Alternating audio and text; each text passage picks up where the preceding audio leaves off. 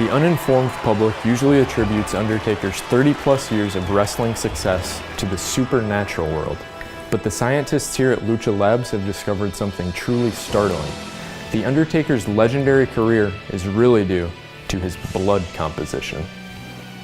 We performed a blood test on The Undertaker and found that the Lord of Darkness has 23.2 grams of iron in his body. The average male only has 4.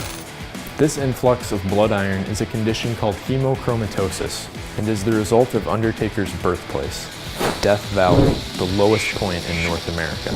Taker spent his formative years closer to the Earth's core than most people, absorbing super-duper iron concentrations from the ground and into his body. This gives him several in-ring advantages. First, science postulates the amount of iron in the human body is directly proportional to the level of strength. This makes Taker one of the strongest men to ever step into the squared circle. Despite being only 6'10" and weighing just 305 pounds, The Undertaker has been able to tombstone opponents much larger than himself.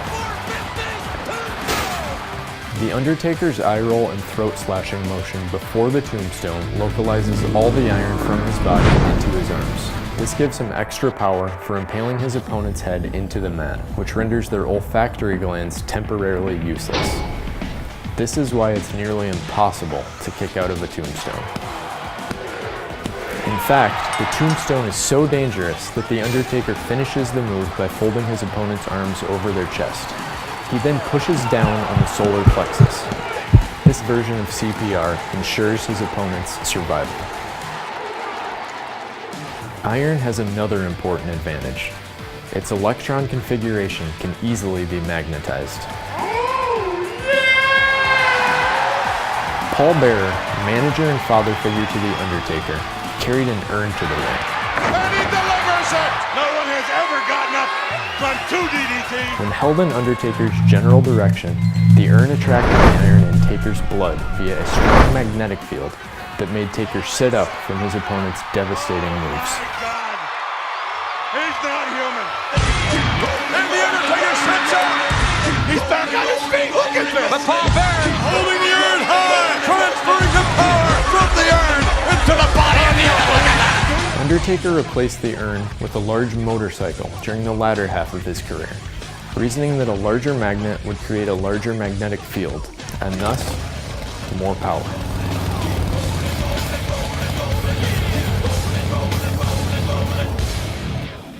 When the American Badass discovered that this larger magnet wasn't as effective, he returned to the highly ferromagnetic urn. Thanks to Taker's success in the ring, a bevy of wrestlers would go on to dabble in blood therapy. Eventually, this stable of wrestlers grew big enough that Taker formed an LLC. He called this company the Ministry of Darkness. The ministry would go on to merge with Shane McMahon's corporation to form the Corporate Ministry, a pharmaceutical company that was later shut down due to violating the WWE's wellness policy. As time went on, The Undertaker began appearing less frequently on TV. Some speculated that his limited schedule was due to old age. In reality, the elevated iron levels in Taker's blood set off highly sensitive body scanners, prohibiting him from getting past airport security. Frustrated by the TSA's increase in travel restrictions, Taker hung up his gloves after WrestleMania 33.